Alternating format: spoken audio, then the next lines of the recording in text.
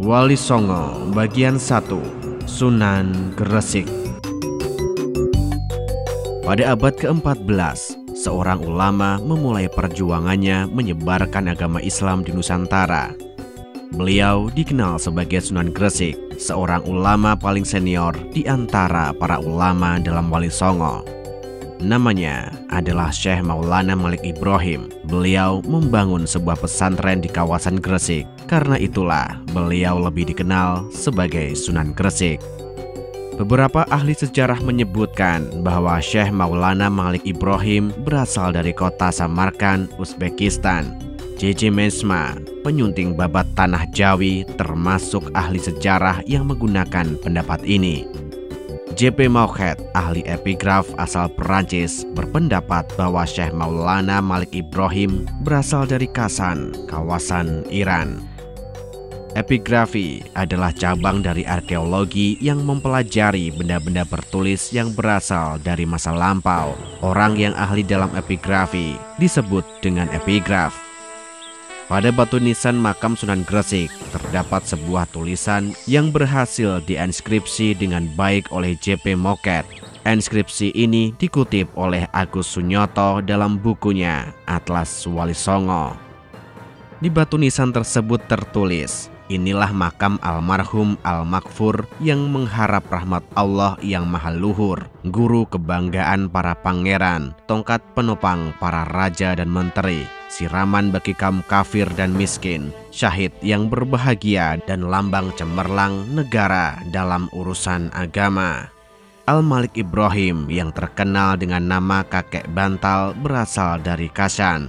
Semoga Allah melimpahkan rahmat dan ridhonya dan menempatkannya ke dalam surga. Telah wafat hari Senin 12 Rabiul Awal 822 Hijriah.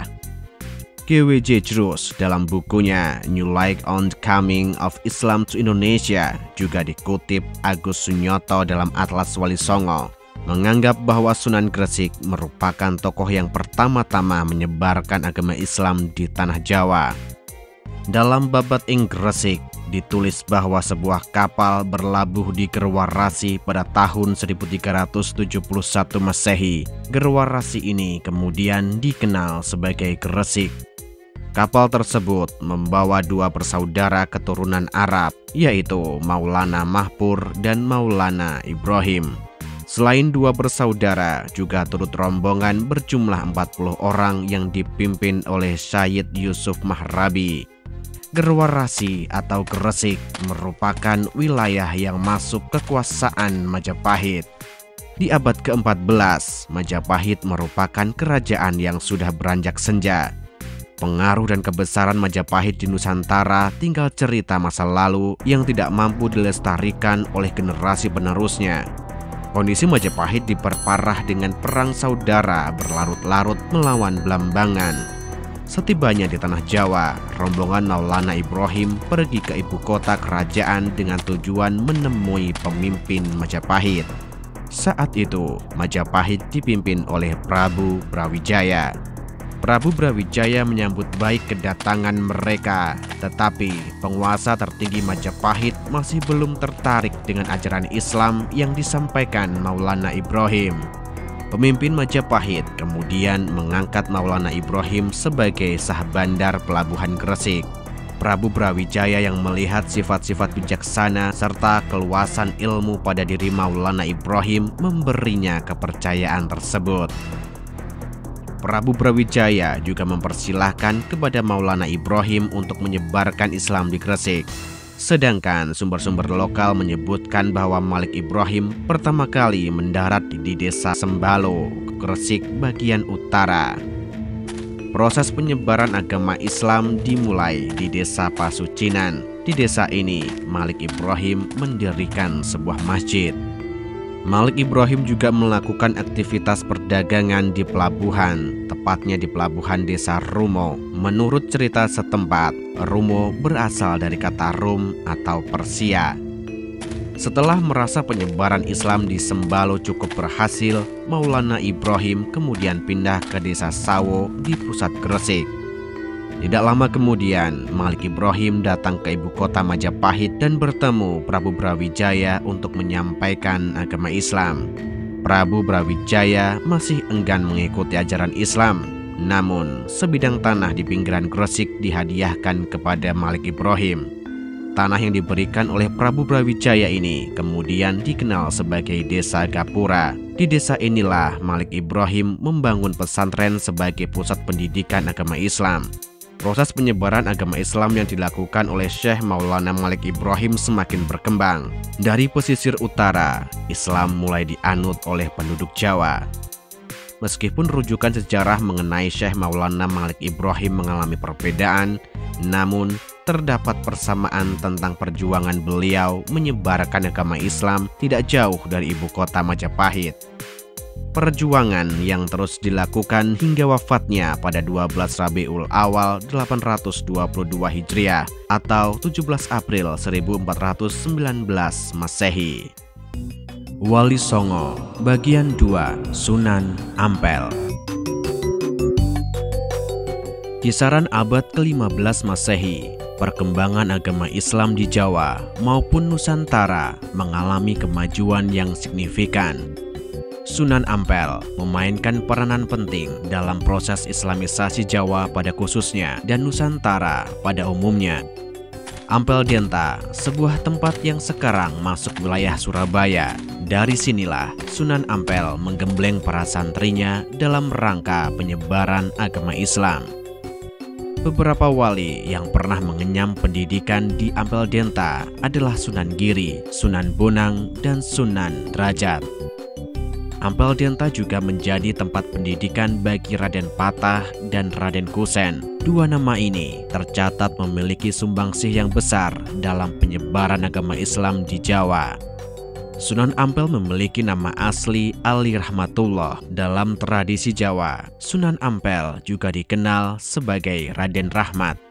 Beliau adalah putra dari Syekh Ibrahim dari kota Samarkand, Uzbekistan. Karena itulah ayah dari Raden Rahmat dikenal dengan nama Syekh Ibrahim As-Samarkandi.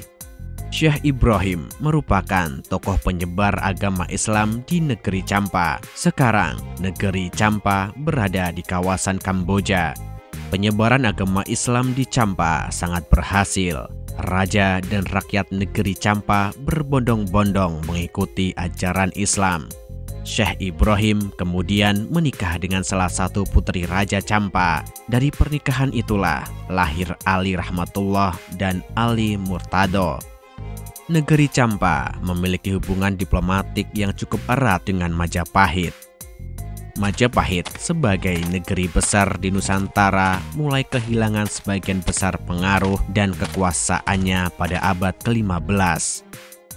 Namun, ketika itu Majapahit masih memiliki hubungan diplomatik dengan berbagai negeri di kawasan Asia Tenggara. Salah satu putri Champa yang masih kerabat Raden Rahmat menikah dengan Prabu Brawijaya ke-5, pemimpin Majapahit. Pada tahun 1440 Masehi, sebuah rombongan berangkat dari Champa dengan tujuan Majapahit. Rombongan tersebut terdiri dari Syekh Ibrahim As-Samarkandi, Ali Murtado, Ali Rahmatullah, Abu Hurairah, putra Raja Champa, beserta sejumlah kerabat. Dalam perjalanan, rombongan dari Champa singgah ke Palembang. Palembang saat itu dipimpin oleh Arya Damar yang masih memiliki kekerabatan dengan keluarga Raja Majapahit. Syekh Ibrahim dan rombongan kemudian bertemu dengan Arya Damar.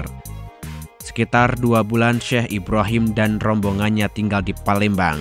Dalam kurun waktu tersebut, Syekh Ibrahim berhasil membawa Arya Damar dan keluarganya menjadi Muslim. Setelah menjadi Muslim, Arya Damar mengubah namanya menjadi Arya Abdullah. Perjalanan Syekh Ibrahim dan rombongannya kemudian berlanjut ke Majapahit. Mereka mendarat di sebuah tempat yang bernama Gisik di sebelah timur Tuban. Rombongan Syekh Ibrahim tidak merapat di Bandar Tuban. Keputusan tersebut diambil karena Bandar Tuban merupakan pelabuhan utama Majapahit. Mereka memilih berhati-hati. Selama di Gisik, Syekh Ibrahim melakukan penyiaran agama Islam sekaligus menulis kitab. Sebuah kitab yang berjudul Usui Nembis masih dipelajari oleh kalangan pesantren hingga sekarang. Syekh Ibrahim tidak lama berdakwah di Gisik. Sepeninggal Syekh Ibrahim, Ali Murtado, Ali Rahmatullah, dan Abu Hurairah berkunjung ke kota Raja dengan menempuh perjalanan darat. Kedatangan mereka di kota Raja disambut baik oleh Raja Majapahit. Terlebih lagi, mereka adalah saudara dari istri pemimpin tertinggi Majapahit. Saat itu, Majapahit dipimpin oleh Prabu Brawijaya kelima. Sementara itu, ketika rombongan Syekh Ibrahim As-Samarkandi berangkat ke Jawa, negeri Champa diruntuhkan oleh sebuah kerajaan dari Vietnam. Oleh karena itu, Prabu Brawijaya kelima menyarankan rombongan Syekh Ibrahim tidak kembali ke Champa, tetapi tetap tinggal di Majapahit. Prabu Brawijaya kemudian memberikan kehormatan kepada Ali Rahmatullah dan Ali Murtado. Ali Rahmatullah yang dikenal juga sebagai Raden Rahmat diangkat sebagai imam di Ampel Denta. Posisi inilah yang membuat beliau lebih dikenal sebagai Sunan Ampel. Perjalanan dari kota Raja Majapahit menuju Ampel Denta, Raden Rahmat melewati beberapa tempat seperti Pari, Krian, Wonokromo, Kembang Kuning. Di tempat-tempat tersebut, Raden Rahmat juga menyebarkan agama Islam. Sesampainya di Ampel Denta, Raden Rahmat tidak hanya menjadi imam, tetapi juga mendirikan sebuah pesantren. Surabaya saat itu dipimpin Adipati Arya Lembusura yang dikenal sudah memeluk agama Islam. Dakwah yang dilakukan oleh Sunan Gresik pada tahun-tahun sebelumnya sudah berhasil membentuk masyarakat Muslim di pesisir Majapahit. Adipati Arya Lembusura kemudian menikahkan Raden Rahmat dengan Nyai Ageng Manila, yaitu Putri Arya Teja Adipati Tuban. Kekerabatan inilah yang kelak mengantarkan Raden Rahmat menjadi pemimpin Surabaya sepeninggal Adipati Arya Lembusura. Pesantren Ampel Denta dalam perkembangannya menjadi pusat pendidikan agama Islam pada masa Majapahit. Salah satu santri yang menimba ilmu di Ampel Denta adalah Raden Paku. Kelak Raden Paku akan dikenal sebagai Sunan Giri. Begitu pula dengan Raden Patah, pendiri Kesultanan Demak, juga menimba ilmu di Ampel Denta pada masa mudanya. Dakwah yang dikembangkan oleh Sunan Ampel bersifat persuasif, pelan tapi pasti. Ajaran yang disampaikan oleh Sunan Ampel diterima oleh masyarakat di pesisir Majapahit. Sunan Ampel mengajar dengan bahasa yang mudah dimengerti oleh masyarakat setempat. Salah satu ajaran beliau yang sangat terkenal adalah Moh Limo, atau tidak mau melakukan 5 hal yang dilarang agama. Moh Limo terdiri dari tidak mau berjudi, tidak mau mabuk, tidak mau madat, tidak mau mencuri, dan tidak mau berzina. Dakwah Sunan Ampel tidak selalu diterima dengan baik. Suatu ketika, Sunan Ampel mengutus 2 santrinya, Khalifah Usen dan Syekh Ishak ke Madura. Lembu Peteng, pemimpin Madura, mengusir dengan kasar 2 utusan Sunan Ampel. Bukan hanya mengusir utusan Sunan Ampel, Lembu Peteng juga datang ke Ampel Denta dan menyusup di antara para santri. Malam harinya, menjelang salat Isya, Lembu Peteng bersembunyi di tempat wudhu dengan keris terhunus. Ketika Sunan Ampel datang hendak berwudhu, Lembu Peteng segera menghujamkan kerisnya ke arah Sunan Ampel. Namun, usaha Lembu Peteng ternyata sia-sia. Situasi tersebut tidak membuat Sunan Ampel naik darah. Beliau justru memaafkan Lembu Peteng. Bahkan, Lembu Peteng akhirnya insyaf dan menerima ajaran yang disampaikan Sunan Ampel. Ketika Majapahit semakin renta, Sunan Ampel merupakan salah satu ulama yang memperakasai berdirinya Kesultanan Demak. Raden Patah, pemimpin pertama Demak, merupakan santri sekaligus menantu Sunan Ampel. Demak tercatat sebagai suksesor Majapahit yang Hindu. Berdirinya Kesultanan Demak diikuti dengan pembangunan Masjid Agung Demak. Masjid yang masih kokoh berdiri hingga sekarang ini memiliki 4 tiang pancang. Masing-masing tiang pancang dibuat oleh 4 anggota Wali Songo. Tiang di sebelah tenggara dibuat oleh Sunan Ampel, di sebelah barat laut dibuat oleh Sunan Bonang, di sebelah timur laut dibuat oleh Sunan Kalijaga, dan di barat daya dibuat oleh Sunan Gunung Jati. 4 pilar ini melambangkan 4 pilar dalam Islam, yaitu Al-Quran, hadis Nabi, ijma ulama, dan qiyas. Sunan Ampel dalam perjuangan dakwahnya telah menghasilkan perubahan penting dalam sosiokultural masyarakat Nusantara. Struktur sosial masyarakat bergerak semakin setara seiring menguatnya peranan agama Islam. Setelah berdakwah sekian puluh tahun lamanya, Sunan Ampel tutup usia. Data-data sejarah menyebutkan tahun yang berbeda mengenai wafatnya Sunan Ampel. Dalam Babat ing Gresik yang dikutip oleh Agus Sunyoto melalui Atlas Wali Songo, Sunan Ampel wafat pada tahun 1401 Saka atau tahun 1479 dalam Masehi. Beliau dimakamkan di samping Masjid Agung Ampel. Wali Songo bagian 3, Sunan Giri. Selain sebagai salah satu tokoh dalam Wali Songo, Sunan Giri memiliki kedudukan sebagai raja sekaligus guru suci. Pengaruh dakwah Sunan Giri tidak hanya di Pulau Jawa. Melalui keturunan dan para santri Sunan Giri, ajaran Islam menyebar hingga Banjar, Martapura, Pasir, dan Kutai di Kalimantan. Terus menuju timur ke Buton dan Goa di Pulau Sulawesi, hingga sampai di Kepulauan Nusa Tenggara dan Kepulauan Maluku. Sunan Giri lahir pada kisaran tahun 1442 Masehi di Blambangan. Beliau merupakan putra dari Maulana Ishaq, utusan Sunan Ampel. Suatu ketika, Sunan Ampel menugaskan Maulana Ishaq berdakwah ke ujung timur Jawa, yaitu Blambangan. Kedatangan Muhammad Ishaq disambut baik oleh Raja Blambangan. Bahkan, Maulana Ishaq kemudian dinikahkan dengan Dewi Sekardadu, putri Raja Blambangan. Meskipun demikian, Raja Blambangan dan rakyatnya masih belum menerima Islam.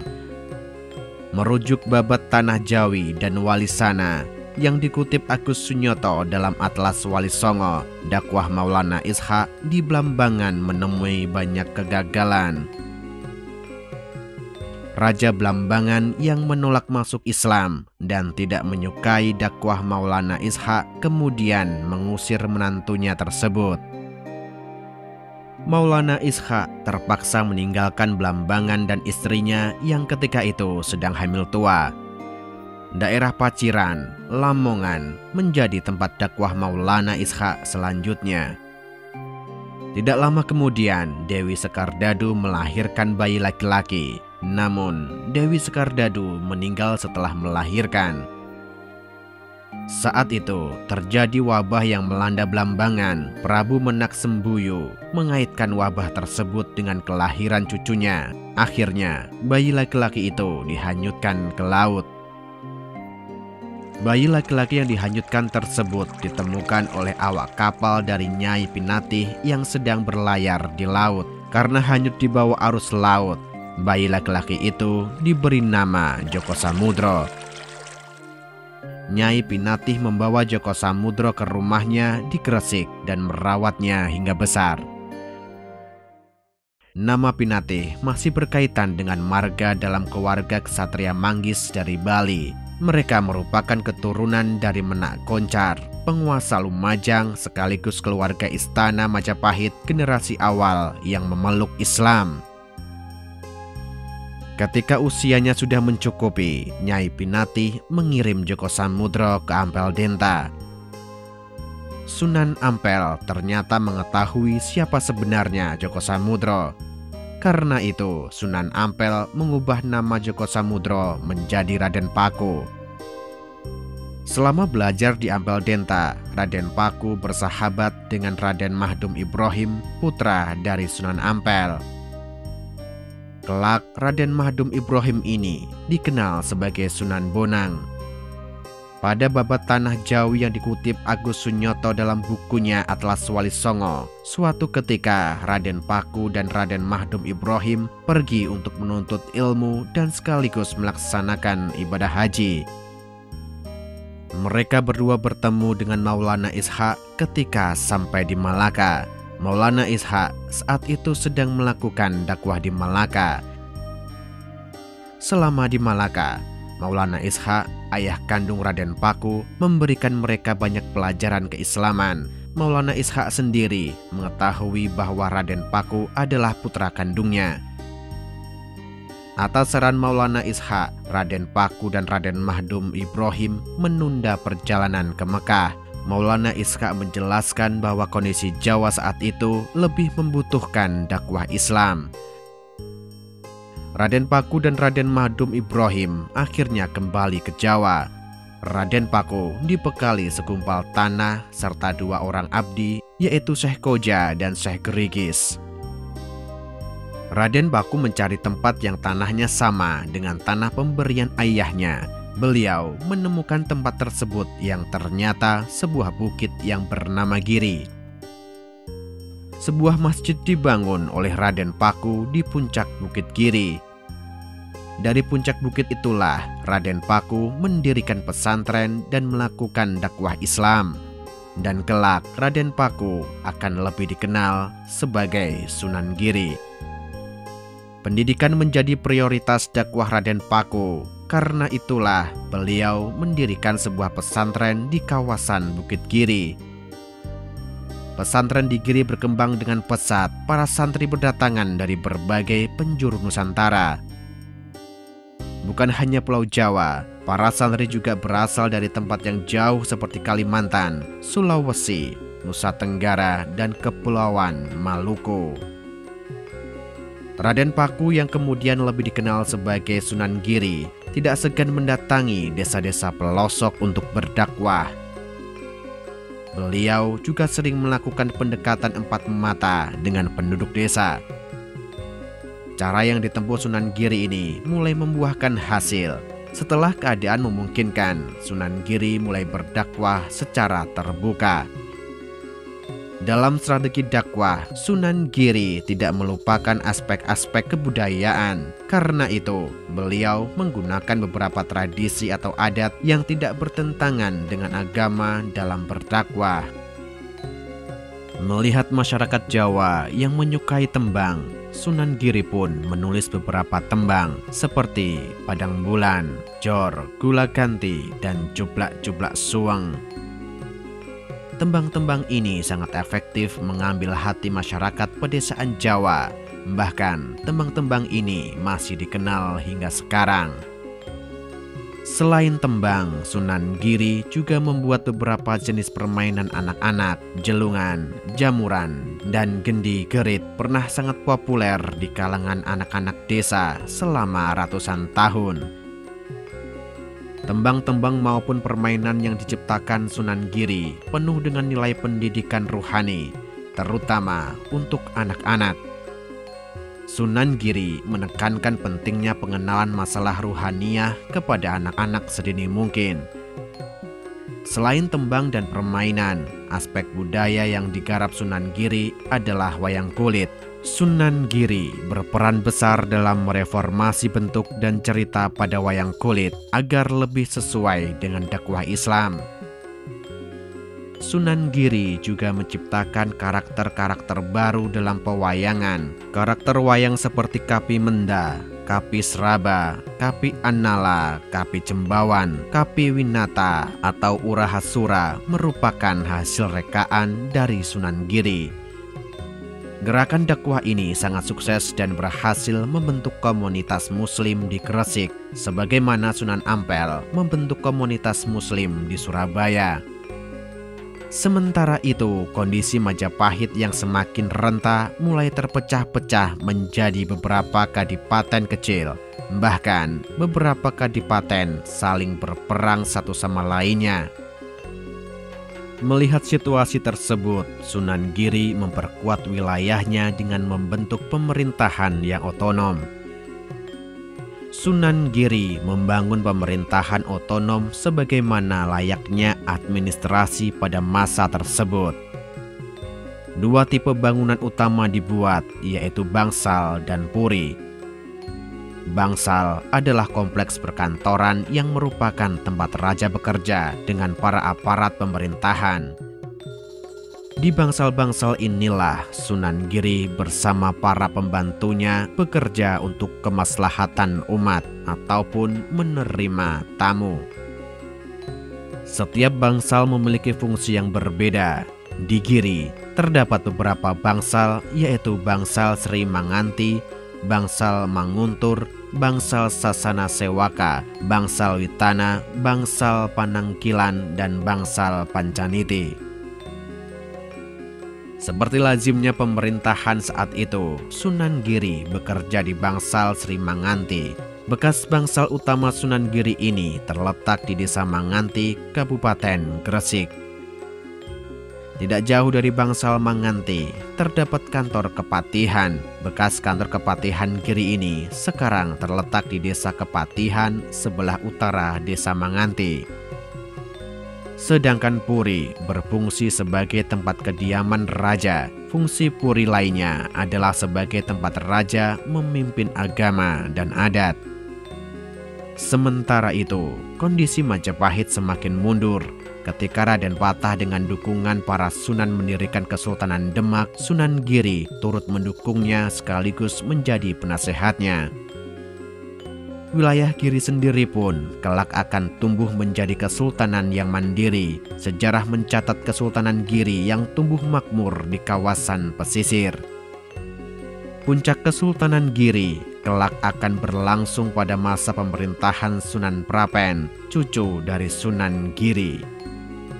Kisaran tahun 1506 Masehi, Sunan Giri tutup usia. Beliau dimakamkan pada puncak bukit di Desa Giri, Kecamatan Kebomas, Kabupaten Gresik, Jawa Timur.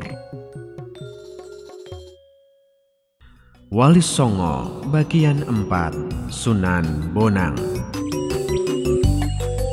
Sunan Bonang salah satu tokoh dalam Wali Songo yang bukan hanya menguasai ilmu fikih, usuluddin dan tasawuf, tetapi juga menguasai bidang-bidang seni, sastra, serta arsitektur. Lahir dengan nama Raden Mahdum Ibrahim di Ampel Denta pada kisaran tahun 1465 Masehi. Beliau merupakan putra keempat dari Sunan Ampel. Ibunya adalah Nyi Ageng Manila, putri dari Arya Teja, Adipati Tuban. Sunan Bonang juga memiliki seorang adik yang bernama Raden Khosim. Kelak Raden Khosim dikenal sebagai Sunan Derajat. Dewi Murtosiah, saudara perempuan Sunan Bonang, diperistri oleh Sunan Giri. Sedangkan Dewi Murtosimah, saudara perempuan Sunan Bonang lainnya, diperistri oleh Raden Patah, Sultan pertama Demak. Kekerabatan dengan keluarga Adipati Tuban membuat Sunan Bonang memiliki hubungan erat dengan wilayah tersebut. Sunan Kalijogo, murid dari Sunan Bonang, merupakan putra dari Arya Wilatikta Adipati Tuban. Ayah Sunan Kalijogo adalah adik dari ibu Sunan Bonang. Pendidikan keagamaan Sunan Bonang dimulai dari Ampel Denta. Beliau memperoleh pendidikan agama dari ayahnya sendiri, yaitu Sunan Ampel. Beliau belajar bersama dengan para santri Ampel Denta lainnya, seperti Sunan Giri, Raden Patah, dan Raden Kusen. Suatu ketika, Sunan Bonang dan Sunan Giri dalam perjalanan haji dan singgah di Malaka. Di Malaka, mereka bertemu dengan Syekh Maulana Ishaq, ayah dari Sunan Giri. Selama di Malaka, Sunan Bonang dan Sunan Giri belajar kepada Syekh Maulana Ishaq. Beberapa waktu kemudian, Sunan Bonang dan Sunan Giri menunda kepergian ke Mekah dan memutuskan untuk kembali ke Jawa. Syekh Maulana Ishaq mengatakan bahwa kondisi Jawa saat itu lebih membutuhkan dakwah Islam secepatnya. Sesampainya di Jawa, Sunan Bonang memilih Tuban sebagai awal dakwahnya, sedangkan Sunan Giri memilih Gresik. Sunan Bonang tidak hanya berdakwah di Tuban, beberapa tempat di pedalaman Jawa tidak luput dari upaya dakwahnya. Kediri pada waktu tersebut dikenal sebagai pusat penganut ajaran Tatra Bhairawa, salah satu sekte dalam Hindu Buddha. Pada Babad Daha Kediri, sebagaimana dikutip Agus Sunyoto dalam Atlas Wali Songo, Sunan Bonang mengalami perlawanan hebat dari para tokoh Tantra Bhairawa. Upaya dakwah Sunan Bonang dimulai dengan membangun sebuah masjid yang terletak di bagian barat Kediri. Buto Lokaya, tokoh penting dalam aliran Tantra Bhairawa, menentang keras dakwah yang dilakukan Sunan Bonang. Tindakan kekerasan tidak selalu bisa dihindari oleh Sunan Bonang maupun para wali lainnya. Penolakan dakwah Sunan Bonang oleh Buto Lokaya berujung pada kekerasan fisik. Namun, Sunan Bonang berhasil mengatasi situasi tersebut. Buto Lokaya kemudian menjadi salah satu murid Sunan Bonang. Begitu halnya dengan tokoh Nyai Pluncing, sosok penerus ajaran calon arang. Pada akhirnya Sunan Bonang berhasil mengatasi masalah-masalah tersebut. Dalam Babad Daha Kediri diceritakan bagaimana Sunan Bonang mengubah aliran Sungai Berantas. Berbekal pengetahuannya, Sunan Bonang mampu mengeringkan sebagian dari Sungai Berantas. Sunan Bonang juga mampu membuat sebagian Sungai Berantas kebanjiran. Pada serat Kandaning Ringgit Purwo yang juga dikutip Agus Sunyoto dalam Atlas Wali Songo, disebutkan sosok Ajar Blacak Ngilo penentang dakwah Sunan Bonang. Suatu ketika, Ajar Blacak Ngilo menantang Sunan Bonang mengadu ayam jago. Siapa yang kalah akan menjadi pengikut yang menang. Sunan Bonang kemudian memerintahkan santrinya yang bernama Wujil membawa seekor anak ayam untuk menghadapi ayam jago milik Ajar Blacak Ngilo. Siapa yang menyangka seekor anak ayam ternyata mampu mengalahkan seekor ayam jago. Meskipun acapkali terpaksa menghadapi kekerasan fisik, Sunan Bonang tetap mengutamakan dakwah dengan kelembutan. Kebudayaan menjadi lahan yang digarapnya sebagai strategi dakwah. Sunan Bonang mencermati setiap bentuk kebudayaan masyarakat Jawa. Beliau mempelajari bagaimana dakwahnya bisa diterima tanpa adanya kekerasan. Hingga akhirnya Sunan Bonang menemukan strategi dakwah melalui jenis-jenis budaya seperti wayang, tembang, serta adat istiadat lainnya. Pendidikan juga menjadi perhatian utama dalam dakwah Sunan Bonang. Salah satu santri Sunan Bonang yaitu Raden Sahid kelak akan menjadi salah satu wali masyhur yang dikenal sebagai Sunan Kalijogo. Pada naskah Hiyakat Hasanuddin yang dikutip Agus Sunyoto dalam Atlas Wali Songo menyebutkan bahwa setelah dari Kediri, Sunan Bonang pergi ke Demak atas undangan Raden Patah. Selama di Demak, Sunan Bonang menempati sebuah desa yang bernama Bonang. Nama desa yang tidak jauh dari pusat kota Demak inilah yang dinisbatkan kepada Raden Mahdum Ibrahim sehingga dikenal dengan sebutan Sunan Bonang. Pada masa-masa tersebut, Raden Patah meminta Sunan Bonang menjadi penghulu di Masjid Demak. Sunan Bonang juga terlibat dalam pembangunan Masjid Agung Demak. Beliau membuat salah satu tiang penyangga masjid. 4 tiang penyangga utama Masjid Agung Demak dibuat oleh 4 orang sunan. Tiang penyangga utama sebuah bangunan dalam istilah Jawa disebut dengan istilah Sokoguru. Sunan Bonang membuat bagian barat laut Sokoguru Masjid Agung Demak. Sedangkan Sokoguru yang berada di timur laut dibuat oleh Sunan Kalijogo, bagian tenggara dibuat oleh Sunan Ampel, dan bagian barat daya dibuat oleh Sunan Gunung Jati. Sunan Bonang sendiri tidak lama menjadi imam Masjid Demak. Beliau kemudian melanjutkan dakwahnya ke Lasem. Selama di Lasem, Sunan Bonang tinggal di sekitar Bukit Watu Layar. Kawasan di sebelah timur Lasem tersebut kemudian dikenal sebagai Desa Bonang. Sunan Bonang tidak hanya berdakwah di satu tempat. Dari Lasem, Sunan Bonang kembali ke Tuban melanjutkan dakwahnya di sana. Merujuk pada carita Lasem yang dikutip Agus Sunyoto dalam Atlas Wali Songo, Sunan Bonang diangkat sebagai wali negara Tuban yang memiliki wewenang dalam hal keagamaan. Untuk menarik simpati masyarakat Jawa, Sunan Bonang mulai menggunakan kesenian sebagai sarana dakwah. Beliau menciptakan alat musik yang dikenal sebagai bonang. Peralatan musik tersebut banyak digunakan dalam pertunjukan wayang. Sunan Bonang juga mereformasi kesenian wayang agar lebih mudah menyampaikan dakwahnya kepada masyarakat. Bukan hanya untuk kesenian wayang, bonang juga digunakan oleh aparat desa untuk mengumpulkan warga. Kesenian wayang yang populer di kalangan masyarakat Jawa tersebut sangat efektif sebagai sarana dakwah.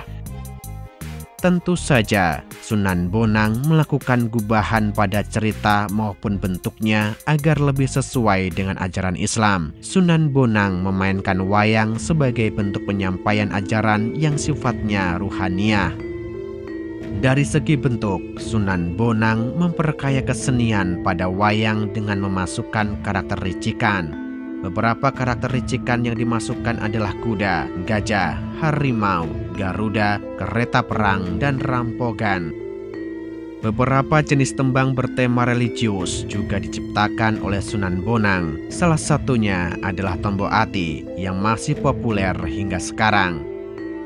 Sebagai ulama yang giat berdakwah, Sunan Bonang menulis naskah-naskah berisi ajaran tasawuf.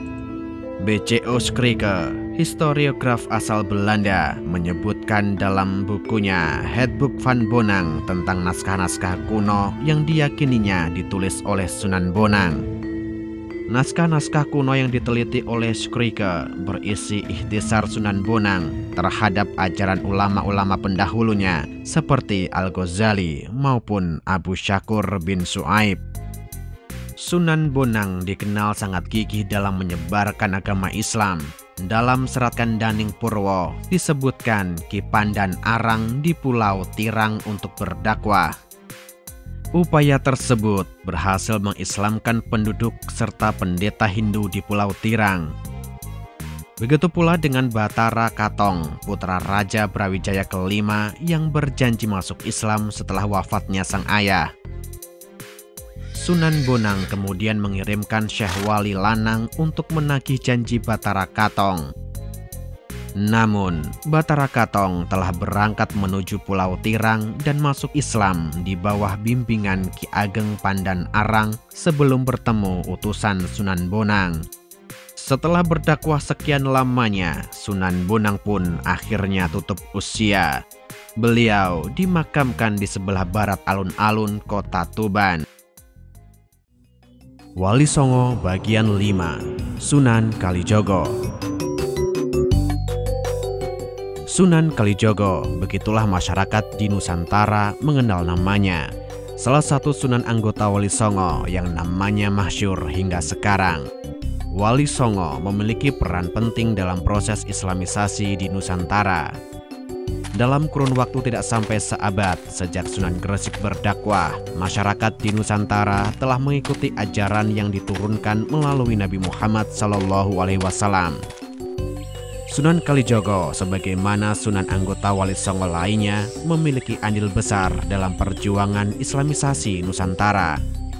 Beliau juga dikenal sebagai wali yang banyak menguasai lintas disiplin ilmu seperti fikih, usuluddin, tasawuf, seni, sastra, arsitektur, falak, pertanian, hingga mendesain pakaian.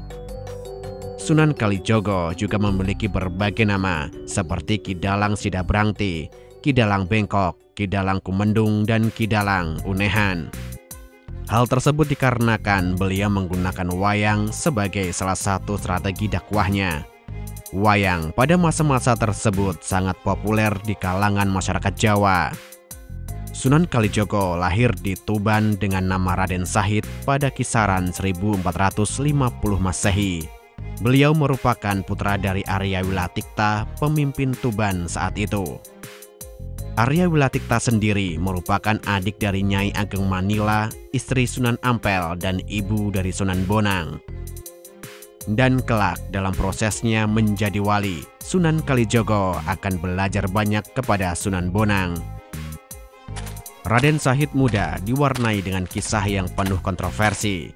Beliau seringkali mengambil makanan dari gudang milik Kadipaten Tuban. Namun, makanan tersebut tidak digunakan untuk kebutuhan pribadi. Raden Sahid membagi-bagikan makanan kepada rakyat miskin. Perbuatan Raden Sahid tersebut pada akhirnya diketahui oleh Arya Wilatikta. Dianggap sebagai hal yang memalukan, Arya Wilatikta mengusir Raden Sahid dari Kadipaten. Raden Sahid kemudian pergi ke hutan Jatisari, sebuah tempat yang sekarang berada di perbatasan Tuban-Blora. Di hutan Jatisari itu, Raden Sahid mendapatkan julukan Berandal Lokajaya karena kebiasaannya merampok orang-orang kaya yang lewat. Namun, Raden Sahid selalu membagi-bagikan hasil rampokannya kepada rakyat miskin. Hingga suatu hari, Sunan Bonang melewati kawasan hutan Jatisari. Raden Sahid yang tidak mengenali Sunan Bonang pun segera mencegatnya. Dalam Atlas Wali Songo yang ditulis oleh Agus Sunyoto, disebutkan Sunan Bonang memiliki kemampuan yang bisa mengubah buah aren menjadi emas. Kemampuan Sunan Bonang tersebut membuat Raden Sahid bertaubat dan selanjutnya Raden Sahid menjadi murid dari Sunan Bonang. Raden Sahid memutuskan untuk meninggalkan semua yang telah dilakukannya dan mulai menjalani kehidupan spiritual di bawah bimbingan Sunan Bonang. Raden Sahid belajar banyak hal, mulai dari fikih hingga tasawuf. Mengikuti jejak gurunya, Raden Sahid juga mempelajari berbagai kebudayaan Jawa. Wayang dan tembang-tembang Jawa di kemudian hari akan banyak digunakan Raden Sahid sebagai sarana penyampaian ajaran Islam. Begitu pula dengan fenomena sosial masyarakat Jawa. Raden Sahid mempelajari ajaran Tantra Bhairawa dari Sunan Bonang ketika berdakwah di Kediri. Pada saat itu, Sunan Bonang menghadapi dua tokoh Tantra Bhairawa, yaitu Buto Lokaya dan Nyai Pluncing. Masyarakat Jawa yang hidup dengan pertanian menjadi perhatian Raden Sahid. Pemahamannya akan dunia pertanian membuat Raden Sahid kelak lebih mudah memasuki berbagai strata kehidupan masyarakat Jawa. Selain itu, latar belakang Raden Sahid yang berasal dari keluarga adipati akan mempermudahnya memasuki dunia para bangsawan Jawa. Suatu hari, Raden Sahid meminta izin kepada Sunan Bonang untuk menunaikan haji. Pelaksanaan ibadah haji tersebut sebagaimana yang diajarkan oleh Sunan Bonang agar seyogyanya Raden Sahid melaksanakannya sesuai dalil Al-Quran dan hadis. Dalam perjalanan menuju Mekah, tepatnya di Pulau Pinang, Raden Sahid bertemu dengan Maulana Maghribi.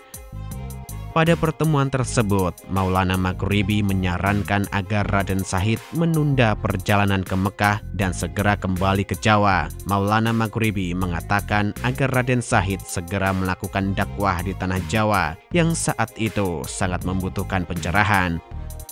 Raden Sahid menuruti nasihat Maulana Maghribi.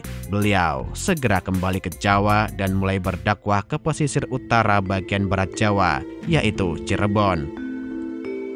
Pada babat Demak yang dikutip Agus Sunyoto dalam Atlas Wali Songo, Raden Sahid memulai dakwahnya di desa yang bernama Kalijogo, Cirebon. Dari sinilah Raden Sahid mulai mendapatkan sebutan Sunan Kalijogo. Babat Cirebon mencatat Raden Sahid tinggal selama beberapa tahun di desa Kalijogo. upaya dakwah Sunan Kalijogo berhasil mengislamkan masyarakat di wilayah Indramayu dan Pamanukan. Sebagaimana disebutkan dalam Babat Cirebon, Sunan Kalijogo pada awalnya menyamar sebagai pembersih di Masjid Sang Cipta Rasa. Di masjid tersebut, Sunan Kalijogo bertemu dengan Sunan Gunung Jati. Dalam dakwahnya, Sunan Kalijogo seringkali melakukan penyamaran untuk menyembunyikan kelebihan yang dimilikinya. Selama berdakwah, Sunan Kalijogo menggunakan wayang sebagai sarana untuk menarik perhatian masyarakat. Di Pajajaran, Sunan Kalijogo berdakwah dengan menggunakan nama samaran Ki Dalang Sidabrangti. Ketika berdakwah di Tegal, Sunan Kalijogo dikenal sebagai Ki Dalang Bengkok. Di Purbalingga, masyarakat mengenal Sunan Kalijogo sebagai Dalang Topeng dengan sebutan Ki Dalang Bengkok. Sedangkan di Majapahit, masyarakat mengenal Sunan Kalijogo sebagai Ki Dalang Unehan. Sunan Kalijogo menyampaikan ajaran yang sifatnya ruhaniyah berdasarkan tasawuf. Salah satu lakon wayang yang kerap dimainkan oleh Sunan Kalijogo adalah Dewa Ruci. Reformasi bentuk-bentuk wayang dilakukan oleh Sunan Kalijogo. Bentuk-bentuk wayang yang sebelumnya menyerupai manusia dibuat menjadi dekoratif dengan proporsi tubuh yang tidak menyerupai manusia. Dari segi karakter, Sunan Kalijogo membuat tokoh-tokoh baru yang tidak terdapat dalam versi asli Mahabharata maupun Ramayana. Tokoh-tokoh punakawan seperti Semar, Gareng, Petruk, dan Bagong merupakan karakter hasil rekaan Sunan Kalijogo.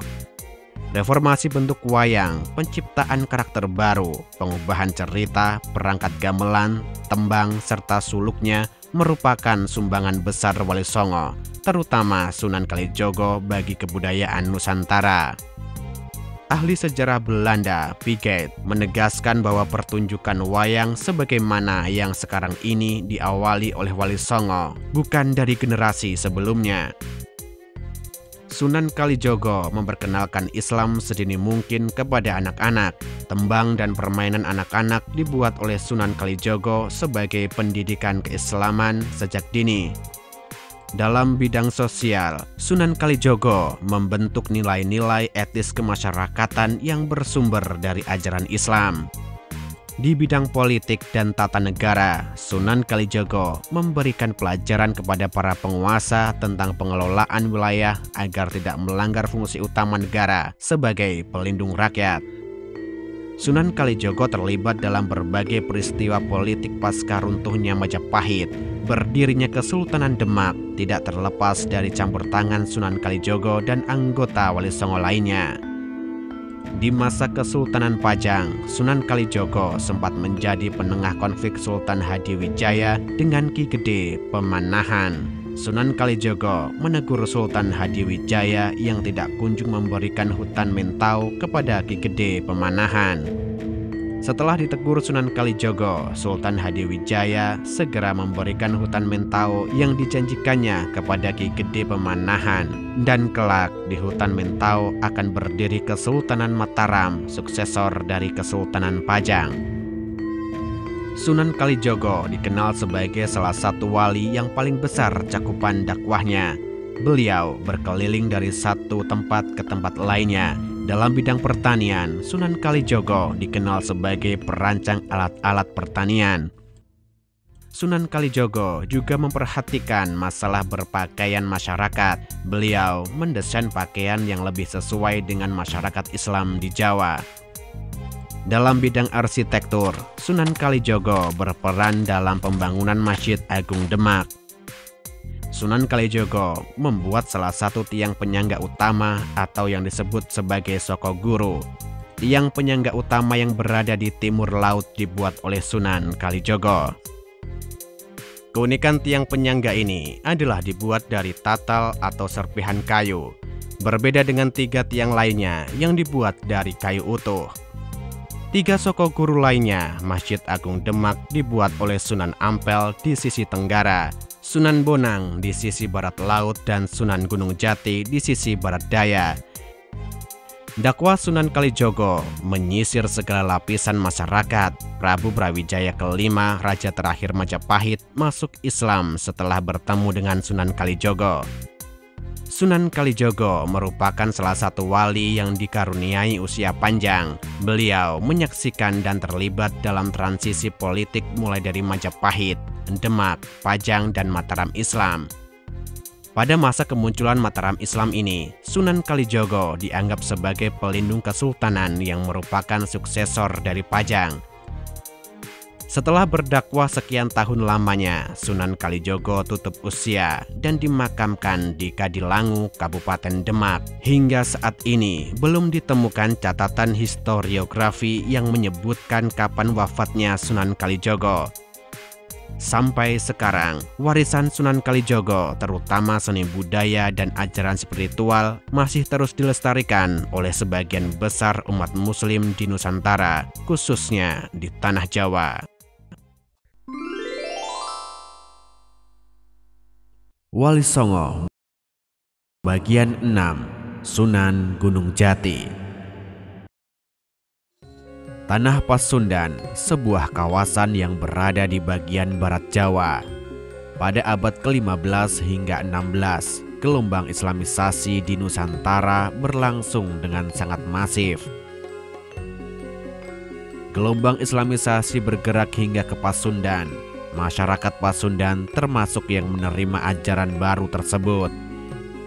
Salah satu tokoh yang berjasa menyebarkan Islam di Pasundan adalah Sunan Gunung Jati. Berkedudukan di Cirebon, Sunan Gunung Jati berdakwah hingga ke pelosok Pasundan. Dakwah Sunan Gunung Jati berlanjut ke pesisir barat Jawa yang dikenal sebagai Banten. Aktivitas dakwah Sunan Gunung Jati ini kelak akan melahirkan dua negara bercorak Islam, yaitu Kesultanan Cirebon dan Kesultanan Banten. Dalam beberapa catatan sejarah, Sunan Gunung Jati dilahirkan pada kisaran tahun 1448 Masehi. Beliau lahir dengan nama Syarif Hidayatullah. Merujuk pada naskah Mertasinga yang dikutip Agus Sunyoto dalam Atlas Wali Songo, Sunan Gunung Jati adalah putra dari Sultan Hud, pemimpin negeri Bani Israel atau yang sekarang dikenal sebagai Palestina. Sedangkan ibu dari Sunan Gunung Jati adalah Nyi Rara Santang, putri dari Raja Pajajaran. Menurut sumber lainnya, yaitu naskah Carita Purwaka Caruban Nagari, Sunan Gunung Jati adalah putra dari Sultan Mahmud yang kekuasaannya membentang dari Mesir hingga Palestina. Naskah tersebut juga menjelaskan tentang ibu Sunan Gunung Jati, Nyi Rara Santang, yang dikenal juga dengan nama Syarifah Mudaim. Sunan Gunung Jati disebutkan memiliki adik perempuan yang bernama Syarif Nurullah. Berdasarkan naskah Sajarah Wali, pendidikan Sunan Gunung Jati bermula di Makkah. Saat itu, beliau berguru kepada Syekh Najmurini Kubro. Setelah beberapa tahun menimba ilmu di Mekah, Syekh Najmurini Kubro memerintahkan Sunan Gunung Jati berguru kepada Syekh Muhammad At-Tailah di Mesir Utara. Beberapa tahun kemudian, Sunan Gunung Jati diperintahkan oleh Syekh Muhammad At-Tailah pergi ke Pasai untuk berguru kepada seorang ulama. Selama di Pasai, Sunan Gunung Jati berguru kepada Syekh Datuk Maulana Sidik. Ulama dari Pasai yang bernama Syekh Datuk Maulana Sidik tersebut dikenal juga dengan nama Maulana Ishaq, yang tidak lain adalah ayah dari Sunan Giri. Pembelajaran Sunan Gunung Jati berlanjut ke Karawang. Syekh Datuk Maulana memerintahkan Sunan Gunung Jati untuk berguru kepada Syekh Bentong. Setelah sampai di Karawang, ternyata Syekh Bentong menolak menjadi guru Sunan Gunung Jati. Beliau justru ingin belajar kepada Sunan Gunung Jati. Syekh Bentong kemudian menunjuk Syekh Haji Jubah sebagai guru Sunan Gunung Jati. Namun, Syekh Haji Jubah bersikap sama dengan Syekh Bentong. Syekh Haji Jubah kemudian menyarankan Sunan Gunung Jati pergi ke Kudus menemui Datuk Barul. Sesampainya di Kudus, Sunan Gunung Jati disambut dengan gembira oleh Datuk Barul. Selama beberapa tahun Sunan Gunung Jati belajar kepada Datuk Barul. Setelah dirasa cukup, Datuk Barul kemudian memerintahkan Sunan Gunung Jati pergi ke Ampel Denta, berguru kepada Sunan Ampel. Selama di Ampel Denta, Sunan Gunung Jati dipersaudarakan dengan Sunan Bonang, Sunan Giri, dan Sunan Kalijogo.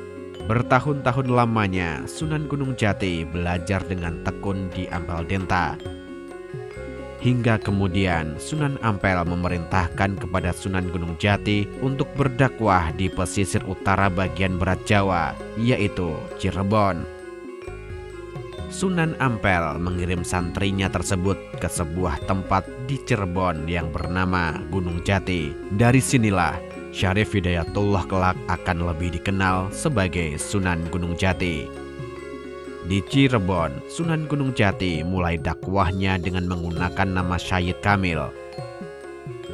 Pangeran Cakrabuana atau dikenal juga sebagai Abdullah Iman membantu Sunan Gunung Jati membangun sebuah pondok pesantren. Pangeran Cakrabuana sendiri merupakan kakak Nyi Rara Santang, ibu dari Sunan Gunung Jati. Selama mengajar di pesantren dan masyarakat di sekitarnya, Syahid Kamil kemudian lebih dikenal sebagai Syekh Jati. Masyarakat berdatangan belajar ke pesantren Sunan Gunung Jati. Beberapa waktu kemudian, datanglah Ki Dipati Keling dengan 98 pengikutnya. Ki Dipati Keling beserta seluruh pengikutnya menjadi santri Sunan Gunung Jati. Berdasarkan naskah Carita Purwaka Caruban Nagari, Pangeran Cakrabuana mengangkat Sunan Gunung Jati sebagai tumenggung, menggantikan Syekh Nurul Jati yang meninggal dunia. Sunan Gunung Jati menjabat sebagai tumenggung dengan gelar Susuhunan Jati. Setelah menjabat sebagai tumenggung, Sunan Gunung Jati tinggal di Kedaton Pangkuwati. Pada masa-masa tersebut, Cirebon masuk ke dalam wilayah Kerajaan Pajajaran. Semenjak Sunan Gunung Jati menjadi tumenggung, Cirebon menolak membayar upeti ke Pajajaran. Akibatnya, Raja Pajajaran mengirimkan pasukan yang dipimpin Tumenggung Jagabaya ke Cirebon untuk menanyakan penolakan pembayaran upeti.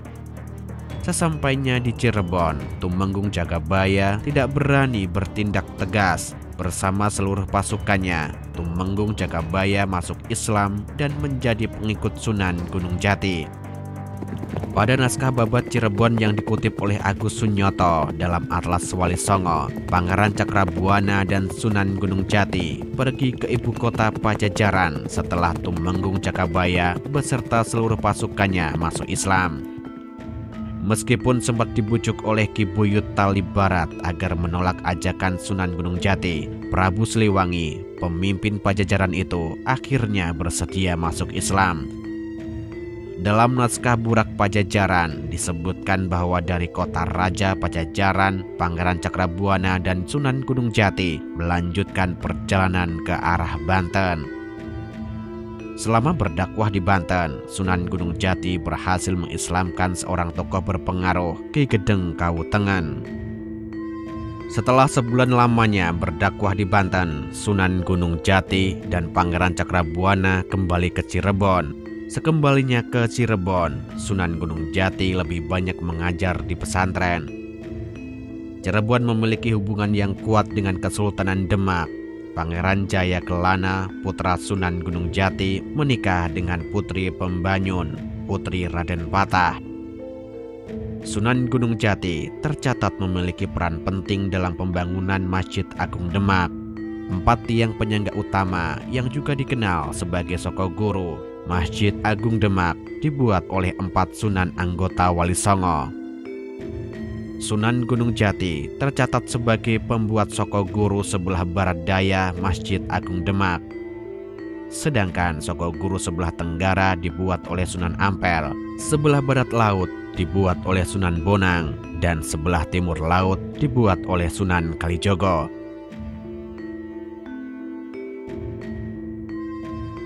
Selama berdakwah, Sunan Gunung Jati tidak luput dari beberapa aksi militer. Kerajaan Galuh yang dipimpin Prabu Cakraningrat menyerbu Cirebon dengan kekuatan besar. Saat itu kekuatan militer Cirebon belum masuk hitungan di kawasan Pasundan. Namun, pasukan Cirebon mampu mematahkan serbuan pasukan Galuh.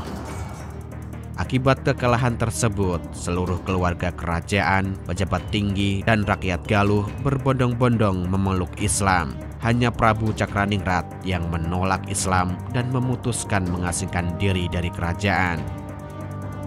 Setelah kemenangan atas Galuh, beberapa wilayah di sekitar Cirebon menyatakan takluk tanpa aksi militer. Raja Indramayu, Arya Wiralodra, menyatakan tunduk dan memeluk Islam. Setelah Indramayu, Talaga juga menyatakan tunduk kepada Cirebon tanpa aksi militer. Sebagian besar keluarga kerajaan dan rakyat Talaga masuk Islam. Sebagaimana dakwah Wali Songo, Sunan Gunung Jati juga melakukan pendekatan yang persuasif. Kebudayaan lama tidak dihilangkan, tetapi disesuaikan dengan ajaran Islam sehingga mudah diterima oleh masyarakat. Semakin melemahnya Pajajaran membuat Cirebon muncul sebagai kesultanan. Saat itu, Cirebon memiliki aliansi yang kuat dengan Kesultanan Demak. Di bagian barat juga berdiri Kesultanan Banten. Berdirinya dua kesultanan ini berhasil mendukung dakwah Islam hingga ke pelosok tanah Pasundan. Selama puluhan tahun, Sunan Gunung Jati terus berdakwah menyebarkan agama Islam di bagian barat Jawa. Pada kisaran pertengahan abad ke-16, Sunan Gunung Jati tutup usia. Beliau dimakamkan di pemakaman Gunung Sembung yang sekarang masuk wilayah Desa Astana, Kabupaten Cirebon.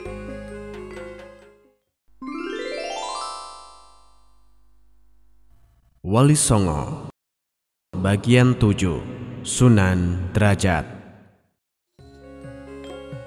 Sunan Derajat bagian dari Wali Songo yang lahir dari keluarga wali. Beliau adalah putra bungsu Sunan Ampel dengan Nyai Ageng Manila. Beliau juga merupakan adik kandung dari Sunan Bonang. Sunan Derajat yang memiliki nama asli Raden Khosim lahir pada kisaran tahun 1470 Masehi. Pendidikan awal Raden Khosim bermula dari pesantren Ampel Denta di bawah bimbingan ayahnya sendiri, Sunan Ampel.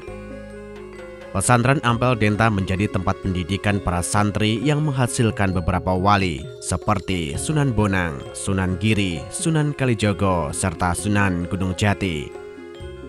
Selain mendalami masalah keagamaan, Raden Khosim juga mempelajari berbagai adat istiadat kebudayaan Jawa.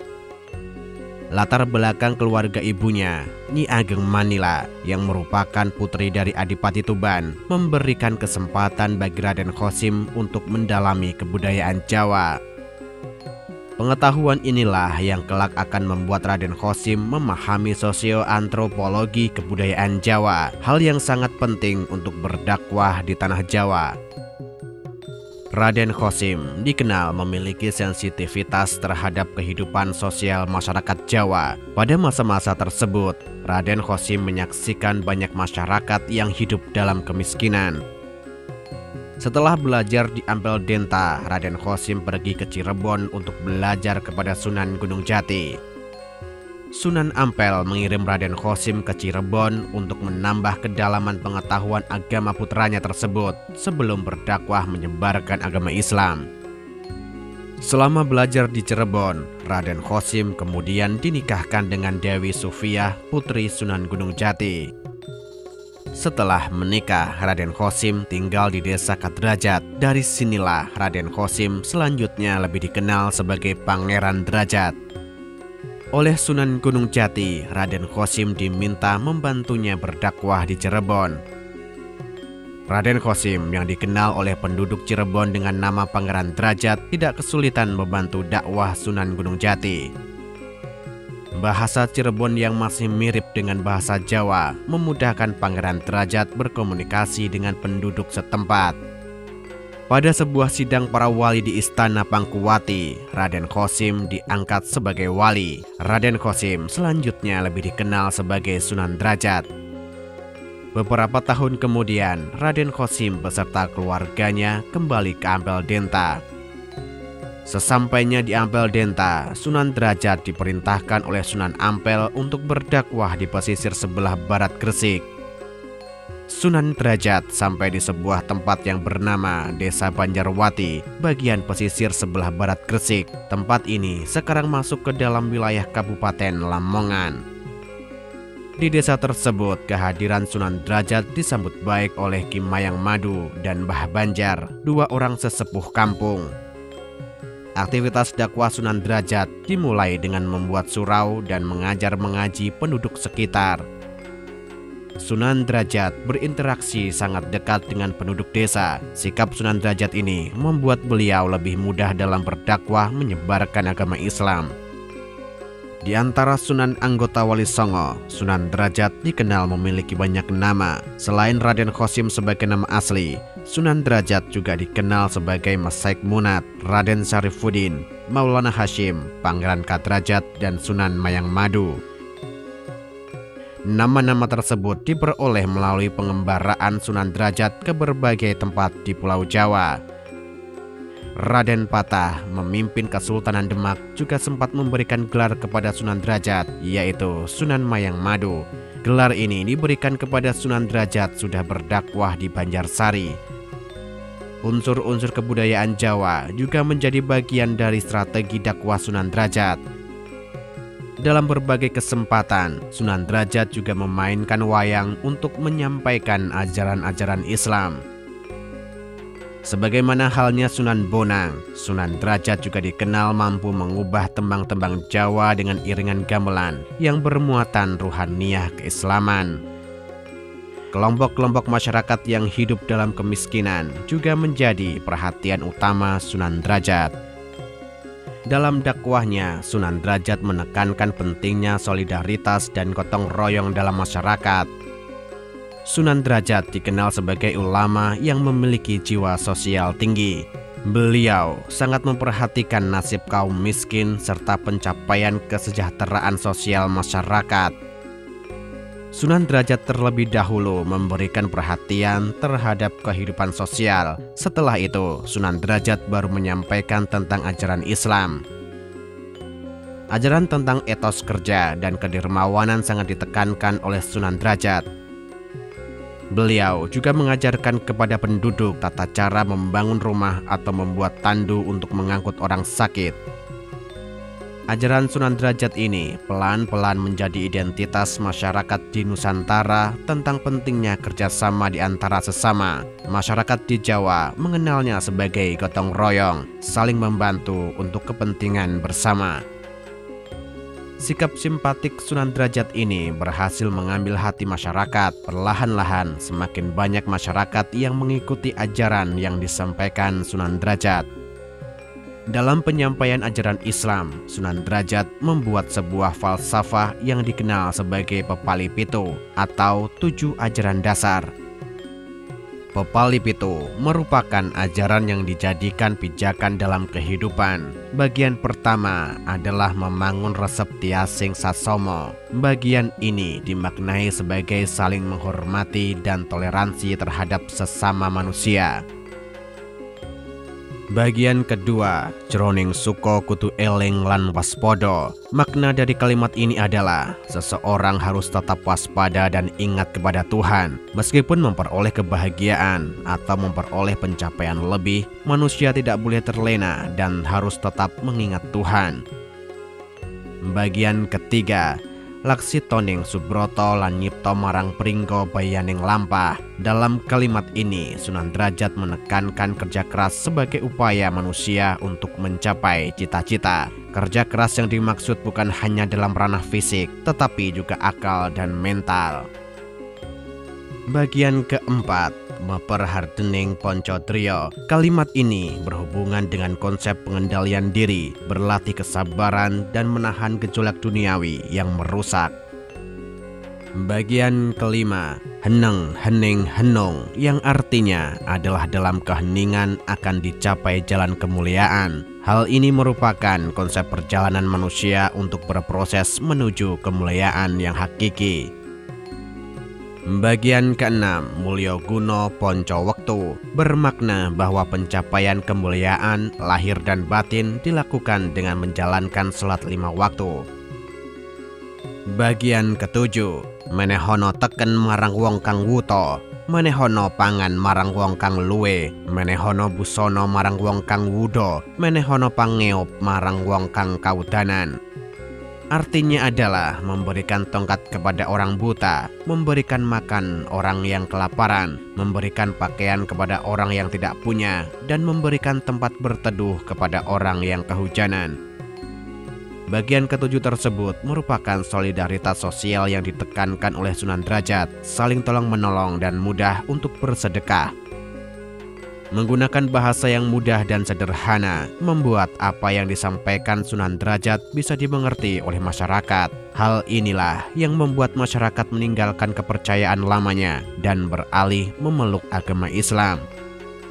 Faktor lainnya yang memudahkan Sunan Derajat dekat dengan masyarakat adalah kemampuannya dalam menggunakan instrumen kebudayaan. Sebagaimana halnya Sunan Bonang yang menggunakan wayang sebagai media komunikasi dengan masyarakat, Sunan Derajat pun melakukan hal yang sama. Melalui wayang, Sunan Derajat menyampaikan ajaran Pepali Pitu. Masyarakat yang ketika itu menggemari wayang mampu menerima dengan mudah apa yang disampaikan Sunan Derajat. Selain wayang, Sunan Derajat juga mengubah beberapa jenis tembang Jawa untuk menyampaikan pesan-pesan falsafah kehidupan kepada masyarakat. Tembang-tembang gubahan Sunan Derajat diiringi dengan perangkat gamelan, alat musik yang populer di kalangan masyarakat Jawa. Perangkat gamelan yang digunakan Sunan Derajat dikenal dengan nama Singo Mengkok. Perangkat gamelan ini masih bisa ditemukan pada Museum Sunan Derajat yang terletak di Lamongan. Di museum ini, beberapa peninggalan Sunan Derajat masih bisa dijumpai, seperti lentera maupun kursi goyang. Dalam catatan historiografi, setelah berdakwah di Banjarwati, Sunan Derajat bergerak ke arah selatan, ke sebuah tempat yang lebih tinggi. Tempat tersebut dikenal sebagai Dalam Duwur, yang saat ini bernama Desa Derajat, masuk ke dalam Kecamatan Paciran, Kabupaten Lamongan. Di Dalam Duwur ini, Sunan Derajat terus melanjutkan aktivitas dakwahnya dengan membangun sebuah pesantren. Strategi dakwah Sunan Derajat selalu menekankan pentingnya solidaritas sosial dan semangat gotong royong, sebuah sikap sosial yang menjadi ciri khas masyarakat di Nusantara hingga sekarang. Pada kisaran tahun 1522 Masehi, Sunan Derajat tutup usia. Beliau dimakamkan di Dalam Duwur, yang sekarang dikenal sebagai Desa Derajat, Kecamatan Paciran, Kabupaten Lamongan.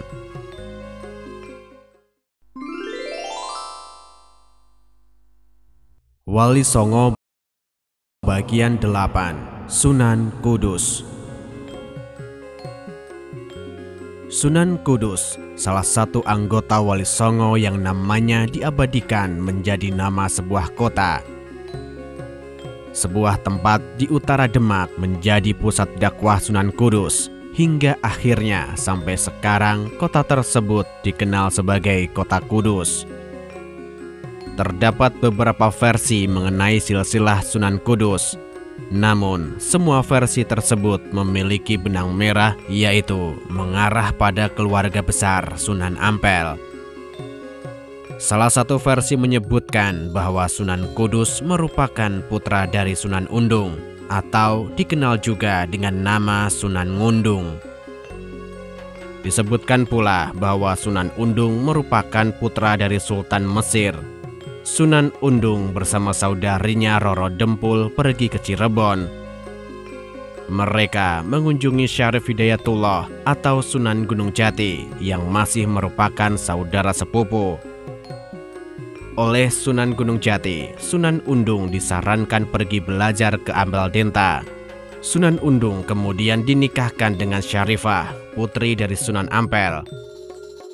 Dari pernikahan Sunan Undung dengan Syarifah inilah, di awal 1500-an Masehi, lahir Ja'far Shodiq yang diberi gelar Raden Fatihan. Kelak Ja'far Shodiq akan lebih dikenal sebagai Sunan Kudus. Sumber-sumber sejarah yang ada tidak menyebutkan dengan detail masa pembelajaran Sunan Kudus. Selain berguru kepada Sunan Ngudung, catatan sejarah menyebutkan bahwa Sunan Kudus pernah berguru kepada Kiai Telingsing. Sebuah cerita tutur yang dikutip Agus Sunyoto dalam Atlas Wali Songo menyebutkan bahwa Kiai Telingsing berasal dari Cina, yang memiliki nama asli Telingsing. Kiai Telingsing, seorang Cina Muslim, tinggal di sekitar Sungai Juwana yang sekarang masuk ke daerah Kabupaten Pati. Tempat tinggal Kiai Telingsing dikenal sebagai Desa Tajuk. Dalam berdakwah, Kiai Telingsing juga mengajarkan beberapa jenis keahlian seperti pandai besi, pengolahan emas, dan pembuatan alat-alat pertanian. Beliau datang dari Cina bersama dengan rombongan Laksamana Cheng-ho, pejabat tinggi Kekaisaran Cina yang juga seorang Muslim. Laksamana Cheng-ho tercatat memiliki andil dalam penyebaran agama Islam di Nusantara, khususnya Jawa. Beberapa anak buah Laksamana Cheng-ho yang Muslim ditinggalkan di beberapa tempat untuk menyebarkan agama Islam.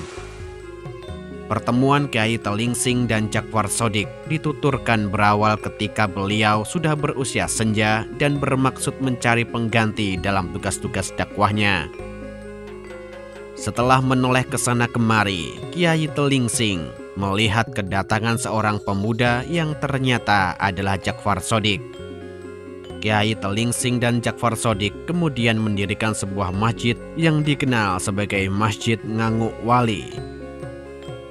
Nganguk berasal dari bahasa Jawa, ingak-inguk yang artinya menoleh ke sana kemari, sebagaimana pertemuan awal Kiai Telingsing dengan Jakfar Shodiq. Jakfar Shodiq selanjutnya menggantikan Kiai Telingsing dalam penyebaran agama Islam. Desa Tajuk, tempat berdakwah Kiai Telingsing, di kemudian hari oleh Jakfar Shodiq diubah namanya menjadi Kudus. Masih dalam cerita tutur disebutkan bahwa Jakfar Shodiq pernah belajar di Ampel Denta. Hanya saja kemungkinan besar Jakfar Shodiq tidak sempat berguru kepada Sunan Ampel. Pada kisaran tahun 1481 Masehi, Sunan Ampel telah tutup usia. Jakfar Shodiq diketahui suka mengembara ke negeri-negeri yang jauh. Beliau tercatat pernah pergi hingga ke tanah Hindustan. Beliau pernah pergi ke Mekah untuk menunaikan ibadah haji. Jakfar Shodiq dikenal sebagai ahli dalam bidang kerajinan emas, pandai besi, dan pembuatan benda-benda pusaka seperti keris, keahlian yang kemungkinan besar dipelajari dari Kiai Telingsing. Sebagaimana anggota Wali Songo lainnya, dalam menjalankan dakwahnya, Sunan Kudus melakukan pendekatan yang persuasif. Pada masa-masa tersebut, beliau melarang masyarakat Muslim di kota Kudus menyembelih sapi ketika hari raya Idul Adha. Hal tersebut merupakan bagian dari strategi dakwah Sunan Kudus ketika sebagian besar dari masyarakat masih memeluk Hindu. Sebagai gantinya, Sunan Kudus memerintahkan menyembelih kerbau sebagai hewan kurban pada hari raya Idul Adha. Hingga saat ini masih ada sebagian dari masyarakat Kudus yang tidak menyembelih sapi sebagai hewan kurban, tetapi tetap menyembelih kerbau. Bukan hanya ketika hari raya Idul Adha, dalam kehidupan sehari-hari, masyarakat Kudus tetap tidak menyembelih dan memakan daging sapi. Dalam berdakwah, Sunan Kudus berpegang pada surat An-Nahl ayat 125 yang berbunyi, "Serulah manusia kepada jalan Tuhanmu dengan hikmah dan pelajaran yang baik, dan bantahlah mereka dengan cara yang baik." Seperti anggota Wali Songo lainnya, Sunan Kudus menggunakan pendekatan seni dan budaya. Pendekatan ini sangat penting untuk memahami sosioantropologi masyarakat.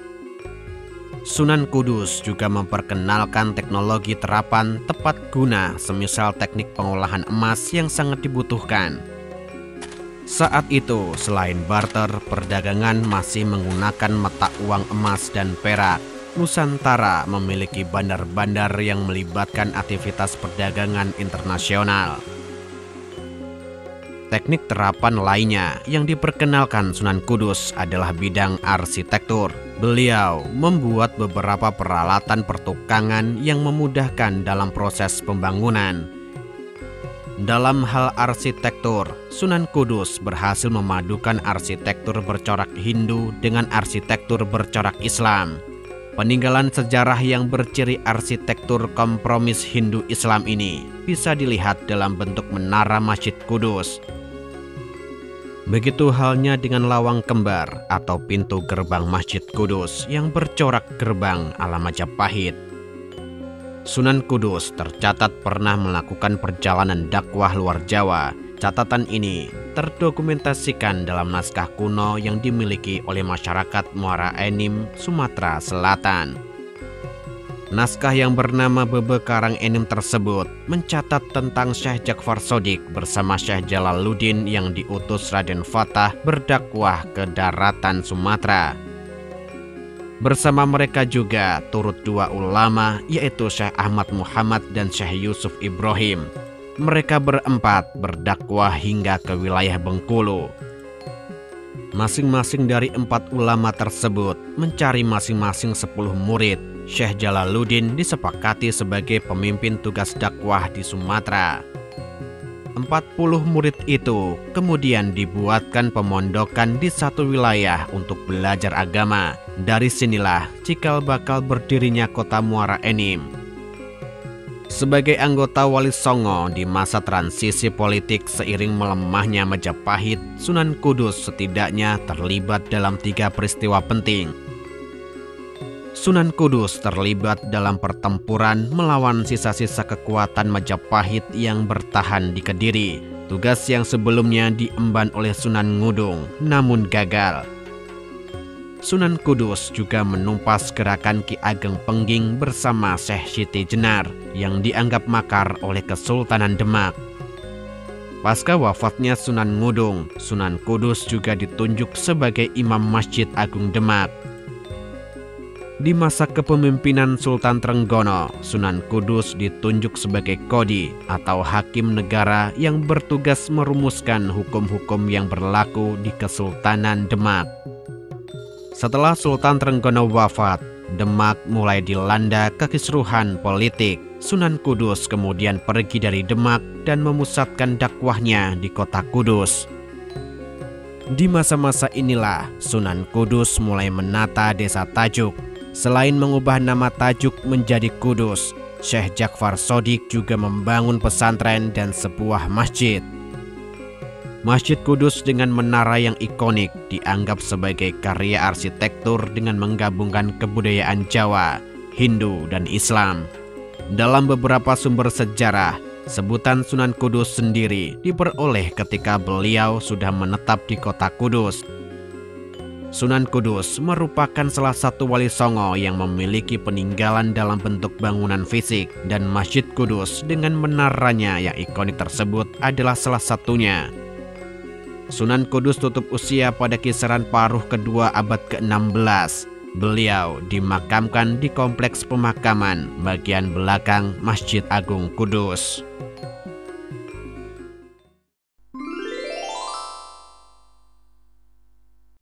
Wali Songo bagian 9, Sunan Muria. Sunan Muria merupakan wali termuda dari semua anggota Wali Songo.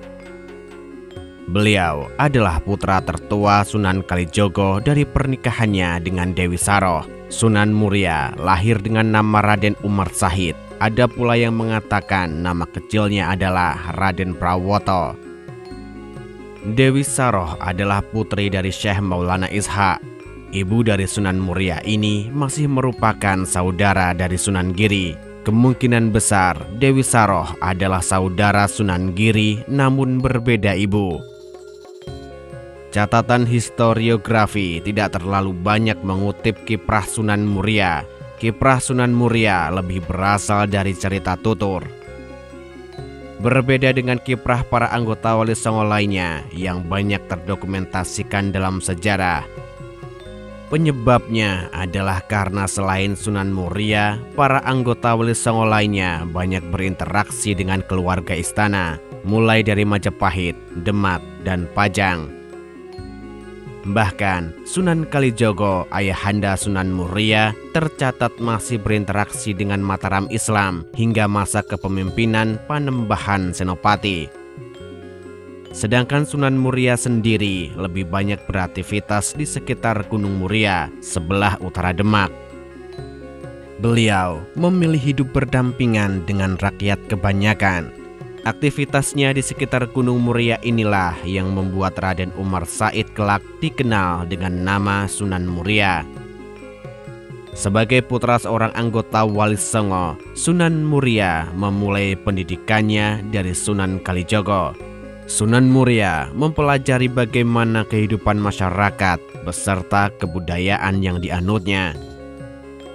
Di masa Sunan Muria, masyarakat sebagian besar masih memeluk ajaran Hindu, Buddha, dan sebagian lainnya masih mengikuti ajaran animisme, dinamisme. Dalam sebuah cerita tutur disebutkan bahwa Sunan Muria menjalani sebuah ritual yang disebut Topongeli, yang maksudnya bertapa dengan cara menghanyutkan diri di sungai. Namun dalam konteks sekarang, yang dimaksud dengan Topongeli lebih ke arah membaurnya diri ke dalam masyarakat tanpa harus mengikuti kebiasaan-kebiasaan yang tidak baik. Seorang pendakwah sudah seharusnya membaurkan diri ke dalam masyarakat, namun dengan upaya membuat mereka ke arah yang lebih baik. Seperti Sunan Kalijogo, Sunan Muria juga mempelajari kesenian wayang. Salah satu kesenian yang populer pada masa tersebut adalah wayang. Sunan Kalijogo sudah menggunakan wayang sebagai media berdakwah, sebagaimana halnya Sunan Bonang dan Sunan Giri. Selain belajar kepada Sunan Kalijogo, Sunan Muria juga belajar kepada Sunan Ngerang. Bersama dengan Sunan Kudus, Sunan Muria sempat menimba ilmu di pesantren Sunan Ngerang. Syekh Nurul Yakin atau yang dikenal sebagai Sunan Ngerang adalah seorang ulama yang berkedudukan di daerah Juwana, Pati. Sunan Ngerang pernah diundang oleh Sunan Ampel dalam pertemuan para ulama di Ampel Denta. Hal tersebut menunjukkan bahwa Sunan Ngerang termasuk salah satu ulama yang berjasa menyebarkan ajaran Islam di Jawa. Selama belajar di Juwana inilah Sunan Muria dinikahkan dengan Dewi Roroyono, putri dari Sunan Ngerang. Selain dari Sunan Kalijogo dan Sunan Ngerang, belum terdapat sumber sejarah yang menyebutkan guru dari Sunan Muria. Setelah belajar sekian tahun lamanya, Sunan Muria memulai aktivitas dakwahnya. Beliau membangun sebuah masjid di puncak Gunung Muria. Kemudian, tidak jauh dari masjid tersebut, Sunan Muria membangun sebuah pesantren sebagai pusat pengajaran agama Islam. Pada masa tersebut, Gunung Muria berada pada sebuah pulau yang terpisah dari daratan Jawa. Sebelum terjadinya pendangkalan akibat semburan lumpur, terbentang sebuah selat yang menghubungkan Muria dengan pesisir Demak. Karena itulah, pada masa-masa tersebut, Demak masih menjadi kota pesisir, dan Muria sebuah pulau yang berada di seberang utara Demak. Raden Umar Said mengawali dakwahnya di sekitar Gunung Muria. Di kemudian hari, Raden Umar Said lebih dikenal sebagai Sunan Muria. Sebuah masjid dan pesantren dibangun di puncak Gunung Muria sebagai pusat peribadatan sekaligus pusat pendidikan agama Islam. Mengacu kepada efektivitas cara berdakwah Sunan Kalijogo yang menggunakan media kesenian, Sunan Muria pun melakukan hal yang sama. Lakon Dewa Ruci hasil gubahan Sunan Kalijogo merupakan satu tema yang juga sering dimainkan oleh Sunan Muria. Selain lakon Dewa Ruci, Sunan Muria juga membawakan lakon lainnya hasil gubahan Sunan Kalijogo seperti Dewa Serani, Jamus Kalimasada, Begawan Ciptaning, dan Semar Ambaran Jantur. Melalui kesenian wayang yang telah disesuaikan dengan ajaran Islam, Sunan Muria menyampaikan pengetahuan yang berhubungan dengan tauhid. Media dakwah lainnya yang digunakan Sunan Muria adalah tembang-tembang Jawa. Sunan Muria dikenal sebagai pencipta tembang-tembang cilik jenis sinom dan kinanti. Sunan Muria seperti anggota Wali Songo lainnya banyak melakukan alkulturasi budaya. Berbagai kebiasaan lama tidak ditentang oleh Sunan Muria selama masih bisa disesuaikan dengan ajaran Islam. Seperti halnya tradisi kenduri untuk orang yang meninggal, Sunan Muria memodifikasinya dengan mengisi bacaan-bacaan yang bersumber dari surat-surat di Al-Quran. Metode dakwah yang tidak memaksa dan penuh kebijaksanaan ini lambat laun membuat masyarakat di sekitar Muria mulai mengikuti ajaran Islam. Masyarakat pun mendalami ajaran Islam di pesantren Sunan Muria. Pendidikan di pesantren ini penting sebagai regenerasi dakwah agar terus berkelanjutan. Daerah di sekitar Gunung Muria pada awalnya bukanlah tempat yang aman. Kaki Gunung Muria penuh dengan para perampok, begal, dan pencuri yang bengis. Muria yang ketika itu masih merupakan pulau tersendiri dan terpisah dari Jawa sangat tepat dijadikan sarang persembunyian para penyamun. Sunan Muria terlebih dahulu harus menghadapi para perampok dan pencuri tersebut. Sebagai seorang pendakwah, Sunan Muria tentu saja berusaha membawa mereka keluar dari dunia kejahatan. Terdapat sebuah kisah tentang Kiai Mashudi yang sebelumnya adalah perampok dan sangat menentang kedatangan Sunan Muria. Pada akhirnya, Kiai Mashudi insyaf dan menjadi murid Sunan Muria. Dalam dakwahnya, Sunan Muria lebih banyak memusatkan perhatiannya kepada kalangan rakyat jelata. Hal inilah yang menyebabkan Sunan Muria terkesan menjauh dari pusat kekuasaan saat itu, yaitu Kesultanan Demak. Meskipun dalam beberapa kesempatan Sunan Muria berkunjung ke ibu kota kesultanan. Sunan Muria dengan tekun berdakwah dan menemui lapisan terbawah masyarakat. Dalam dakwahnya, Sunan Muria terus mendekati masyarakat yang memiliki latar belakang beragam profesi. Sunan Muria memberikan beberapa jenis keterampilan kepada penduduk agar mereka bisa memiliki waktu luang untuk mempelajari agama Islam. Perjuangan dakwah Sunan Muria berhasil menyebarkan Islam dari Gunung Muria hingga sampai beberapa wilayah di sekitarnya. Meskipun terkesan menjauh dari pusat kekuasaan, Sunan Muria memiliki loyalitas kepada Kesultanan Demak. Wafatnya Sultan Trenggono yang kemudian digantikan oleh putranya Sunan Prawoto ternyata memicu ketegangan politik. Arya Penangsang, Adipati Jipang, menuntut tahta kesultanan karena merasa memiliki hak untuk berkuasa atas Demak. Sunan Muria menyatakan mendukung tahta kesultanan tetap berada pada garis keturunan Sultan Trenggono. Namun, Sunan Muria memilih tidak terlibat dalam aktivitas politik seiring memanasnya Demak dan Jipang. Beliau menjauhkan diri dari politik istana dan terus melanjutkan dakwahnya ke pelosok-pelosok wilayah yang belum tersentuh Islam. Hingga akhir hayatnya, Sunan Muria konsisten dalam dakwahnya di kalangan rakyat jelata.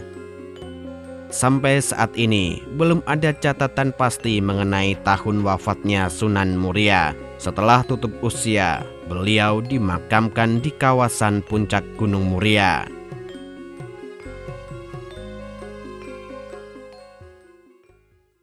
Jika Anda suka video kami, jangan lupa untuk subscribe, like, dan memberi komentar. Nyalakan loncengnya agar mendapatkan notifikasi dari video terbaru kami. Terima kasih.